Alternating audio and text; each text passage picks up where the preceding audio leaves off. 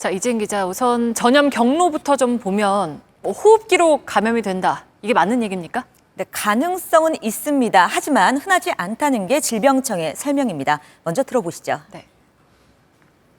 완전히 없다라고 그렇게 배제하기는 좀 어려울 것으로 보이지만 대부분이 아주 밀접한 접촉을 통해서 감염되는 것이 좀 더 일반적인 경우라고 생각합니다.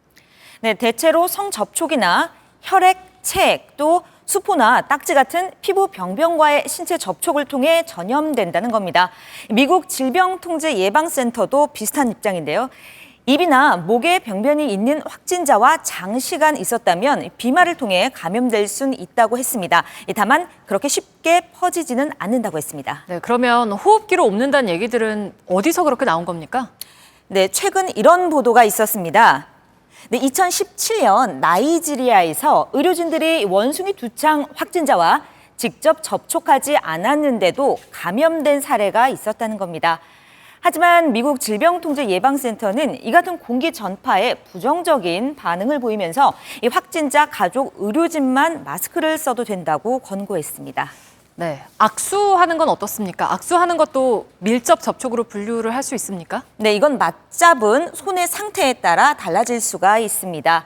일단 가벼운 악수로는 전파될 위험이 크지 않다고 합니다. 그런데 만약에 확진자의 손에 상처가 있거나 발진 또는 수포 등이 있는 경우에 상대방이 감염될 가능성이 있다는 게 전문가들의 분석입니다. 참고로 미국 질병통제예방센터는 가벼운 대화나 가게 같은 곳에서 확진자를 지나쳐 가는 것, 문 손잡이 같은 걸로 접촉이 될 때에 대해서는 원숭이 두창을 옮기지 않는 접촉으로 분류해 발표하고 있습니다. 네, 그리고 또 한 가지가 성소수자들 사이에서 감염이 된다. 이건 어떤가요?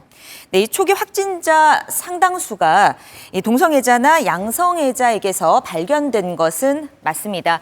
특히 영국에서는 지금까지도 확진자 대부분이 남성이라고 했습니다. 하지만 반드시 이 같은 성관계를 통해서만 전파되는 것은 아니라는 게 전문가들의 의견입니다. 들어보시죠.